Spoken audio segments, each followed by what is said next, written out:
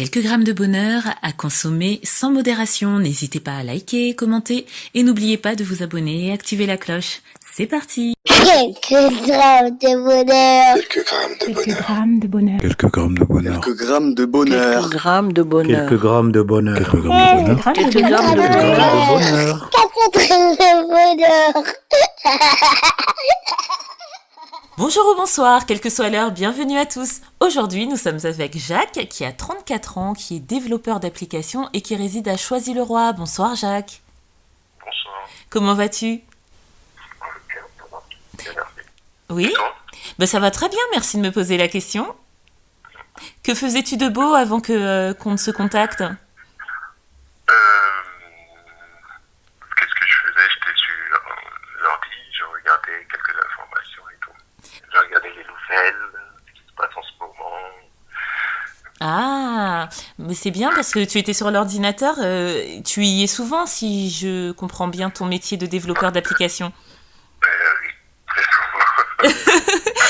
Alors en quoi consiste ce métier exactement ? En fait, le métier de développeur, c'est de donner des instructions à un ordinateur pour accomplir certaines tâches. D'accord. Donc, il y a le développement, en ce moment, ce qui est très populaire, c'est le développement de sites web. Donc, tout le monde en a besoin, un blog, un site vitrine pour une boutique en ligne. Et puis, donc, il y a un autre côté, c'est le développement d'applications mobiles. Ça, c'est tout ce qui est app, dans l'App Store, etc. Et imaginons que moi je sois totalement novice et que je ne comprenne rien à ce que tu me dis. Donner des instructions à un ordinateur, ça veut dire quoi ? Ça veut dire apprendre le langage de l'ordinateur. Donc, il faut savoir que les ordinateurs, ils ont un langage basique, en fait, binaire. Dans l'électricité, c'est du 0 et du 1. Donc, l'information circule en binaire dans un ordinateur. Et l'homme, comme il ne sait pas parler en binaire, il a inventé un langage de programmation pour faciliter la communication avec l'ordinateur. Donc, voilà. Pour pouvoir donner les instructions, il faut apprendre ces langages. Voilà. Et puis apprendre les outils. Une fois qu'on connaît les langages, il faut maîtriser les cadres de travail. Voilà. Est-ce que ça veut dire que c'est toi qui crée par exemple le site internet de A à Z ou bien on te donne une ligne, par exemple moi je veux créer mon site, je te dis je voudrais qu'il soit comme ci comme ça et tu fais en sorte de réaliser mes souhaits, c'est ça ? Voilà, exactement. Donc si tu as besoin d'un site, on va se rencontrer, tu vas me décrire ton besoin et moi je vais voir par rapport à ton besoin qu'est-ce qui est le plus adapté comme prestation. Plus c'est technique, plus ça va prendre du temps, plus ça prend du temps, plus ça va coûter cher. Donc, selon ton besoin, je vais essayer de trouver l'installation qui est la mieux adaptée à ce besoin. Écoute, c'était très clair. Si un jour tu veux changer de voie, tu pourras te reconvertir à la formation parce que c'était très très clair. Et je suis certaine, que les auditeurs ne verront plus jamais, qui t'auront entendu en tout cas, ne verront plus jamais un site web ou une application de la même manière. Merci. Et quel bonheur est-ce que tu souhaites partager avec nous ? Cela a-t-il un lien avec tout ce que tu viens de nous énoncer ou pas du tout ? Le moment de bonheur auquel j'ai pensé est en rapport avec le sport. Donc, je vais raconter une petite anecdote. Quand j'avais 11 ans. Oui. Donc, j'étais très fan de basket. Et donc, avec mes camarades de classe, on avait l'habitude de tout le temps jouer au basket. Et dans notre groupe, il y avait un de mes amis qui était vraiment très bon. Et donc, quand on jouait en classe de STEM, je crois, c'est ça. Quand on jouait, il avait une technique, il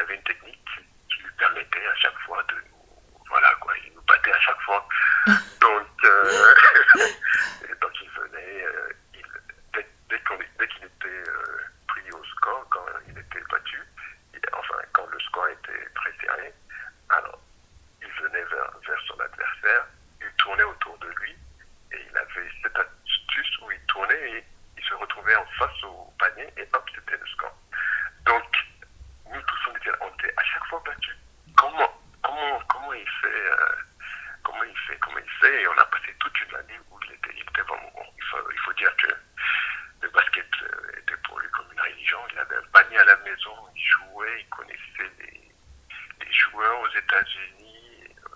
À l'époque, on était tous tournés vers les États-Unis, donc il maîtrisait le basket. Et donc, l'année d'après, donc ça nous a pris un an où il était vraiment très fort, il était admiré pour ça. On essayait à chaque fois d'être à son niveau. Et puis l'année qui a suivi, donc ça a été comme ça pendant une bonne partie de l'année, jusqu'à, disons 3 mois dans l'année comme ça. Et un jour, je me suis dit, bon, c'est pas possible, ça, on peut pas se faire battre par ce mec-là tous les jours pendant 2 ans. Donc, l'après-midi, j'avais un ballon de basket qui n'avait pas de panier. J'avais un ballon de basket, et l'après-midi, j'ai passé 3 heures, j'ai décomposé sa technique, et je me suis dit, je vais maîtriser sa technique. Il faut que je sache comment il fait, parce que c'était pas possible. Il ne peut pas continuer à nous battre comme ça, et tout, et tout. Donc, je me suis entraîné, et après ces 3 heures, j'arrivais à faire ce qu'il faisait. Wow. J'arrivais à faire ce qu'il faisait. Et oui, j'étais assez fier, j'étais fier de moi. Je me suis dit, voilà, enfin, je pourrais aussi appliquer sa technique, et voilà, je vais être bon, et puis il aura un adversaire à sa taille, et je vais avoir le respect et l'admiration de tous et tout. C'était un bel objectif. Donc c'était ça mon objectif. Et donc le lendemain, ou le surlendemain, j'ai rien dit à personne quand on est arrivé.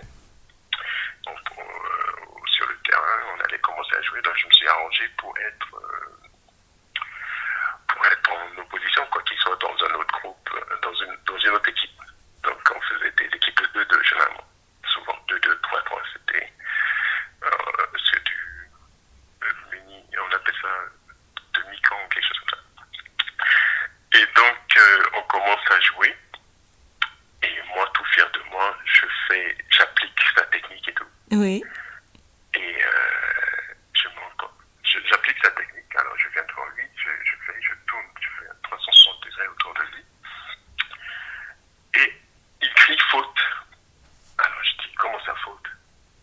Il dit, oui, c'est une faute. Je dis, mais tu as passé 1 an à nous faire ça, et ça fait 18 mois que tu fais la même chose. Il dit, oui, mais vous ne le saviez pas. C'était une faute. J'ai dit, mais attends, c'est pas possible. Mais si c'était possible, il a profité en fait de notre ignorance pour nous latter pendant 18 mois. Donc voilà, on était un peu déçus, parce qu'on se rendait compte que voilà, nous avions été les deux dans la face pendant 18 mois. Mais ce qui était intéressant dans cette histoire, en fait, la leçon que j'en tire, c'est que, c'est ça qui m'a motivé durant mon parcours. Oui. C'est que si tu donnes un objectif, si tu te consacres bien et que tu bosses, tu fais bien ton taf, et ben tu peux toujours le réaliser. Et la deuxième chose, c'est que voilà, ton adversaire, il a juste une astuce dans sa poche qui répète et répète à chaque fois. Une fois que tu l'auras maîtrisé, voilà, tout le monde revient au même niveau. Oui. Et donc, je me suis rendu compte qu'en fait, je ne suis pas très loin d'être le premier. Voilà. Et puis, c'est un moment de bonheur. Il est génial ton bonheur, parce que sous des apparences anodines, puisque c'est un bonheur d'enfant, En fait, il recèle de beaucoup de trésors, ce dont tu viens de nous parler. Et en plus, sans vouloir faire de psychologie de comptoir, je comprends maintenant pourquoi tu es développeur. Parce que par rapport à ce que tu nous as expliqué, là, tu avais l'ordinateur en face de toi qui parlait un langage que tu ne comprenais pas. Tu as appris à parler son langage. Tu t'es entraîné à parler le même langage que lui et pour arriver à faire la même chose que lui, finalement. Et comme tu dis, c'est une belle leçon. C'est une belle leçon de pugnacité, d'observation. Tu es très observateur hein, aussi. Et c'est génial. C'est génial, surtout à l'âge que tu avais. Il faut le vouloir. Si tu cherches oui, bah, c'est pas mal de choses. Exactement. J'ai aperçu pas mal de choses, ouais. Oui, la preuve, tu t'en souviens encore et je suppose que ça t'a suivi. C'est une logique qui t'a suivi. Oui, ça m'a marqué un petit peu, ouais. C'est super, ça. J'ai eu l'occasion de voir ça, cette démonstration tout au long de ma vie. Aussi, de l'autre côté, du point de vue du dit adversaire, on se rend compte que finalement, quand on n'a pas la culture qu'il faut, quand on n'a pas l'enseignement qu'il faut, on peut se faire berner, on peut se faire avoir. Exactement. Et ça, à tous les points de vue. Hein. L'information est capitale. J'aime beaucoup et tu vois, ça fait rire. Et tu arrives à en rire maintenant. et tu as pris le recul nécessaire pour en tirer des leçons. C'est super. Merci Jacques d'avoir partagé avec nous ce bonheur riche d'enseignements, riche de joie aussi, parce que ça nous donne le sourire à tous les deux et je suis sûre que ça ne manquera pas de le donner à ceux qui t'écouteront. Et non, c'était vraiment très très intéressant et très très plaisant de t'entendre. Et entre nous soit dit, je vous confie quelque chose. Jacques avait un peu la pression de parler à l'antenne, alors que il est très à l'aise finalement et qu'il s'exprime très très bien. Vous nous direz en commentaire ce que vous en pensez. Et il a le rire communicatif en plus. Donc Oui, soyez indulgents. Mais ils le sauront parce que c'était vraiment très bien. Dites-le nous en commentaire, n'hésitez pas. C'était vraiment très très bien et je suis sûre que les gens voudront t'entendre encore, tout comme moi. Donc tu n'hésites surtout pas à revenir nous conter un bonheur. Ce sera avec joie que je te recevrai encore. Merci en tout cas à tous. Oui, merci aussi à toi. Mais de rien. Et puis surtout, tu prends soin de toi, tu prends soin de ton travail, de ta famille. Si tu en as une, tu as une famille ?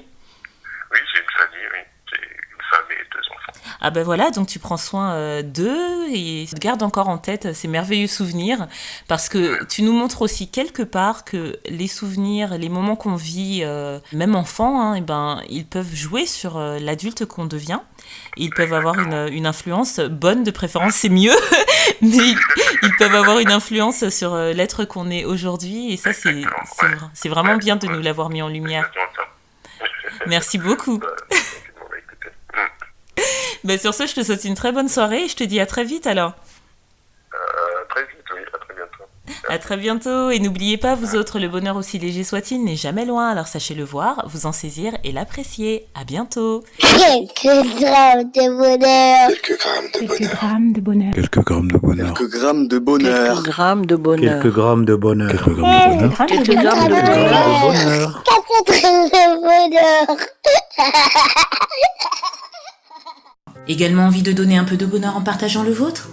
N'hésitez pas à prendre un rendez-vous téléphonique avec moi pour une interview sur le lien suivant que vous trouverez également en barre d'infos. À très vite et n'oubliez pas de vous abonner. Merci.